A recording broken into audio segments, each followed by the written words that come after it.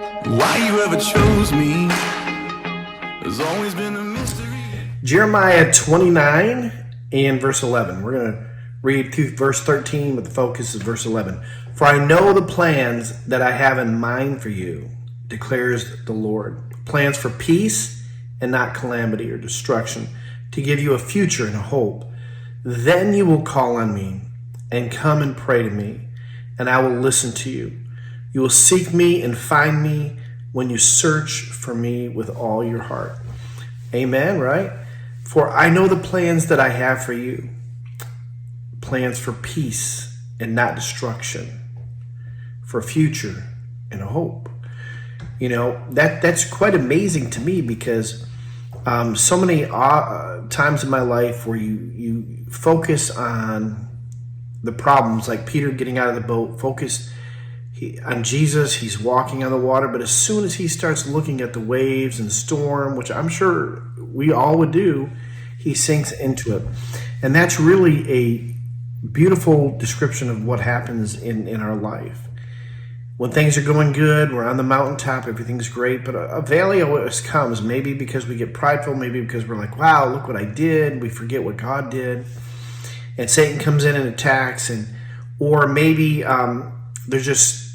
we want to do what we want to do no matter what. We're just going to go our way, even though our way is not the good way. And all these people bring warnings into our life. God uses people to bring that into our life, and we don't want to listen, and things get worse and worse and worse. And then we hear a verse like this, like, how could that be true? For I know the plans that I have in mind for you, plans for peace and not destruction. I give you a future and a hope. All right? That's the promise, but what do we have to do on that? Verse 12. Then you will call on me. And that's the hardest part.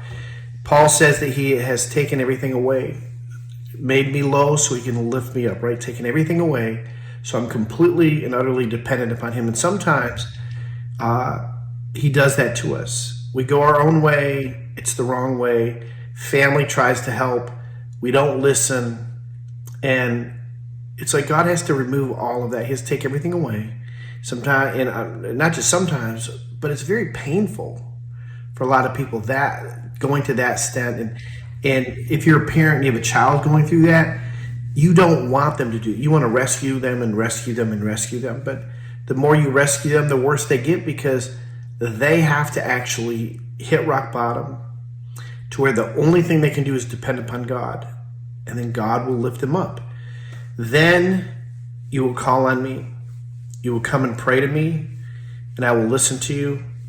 And you will seek me and find me when you search with all your heart. That brings you back to verse 11. My plans for you are peace and not destruction. I want to give you hope, and I want to give you a future. Jeremiah 29, verse 11. Verse of the day.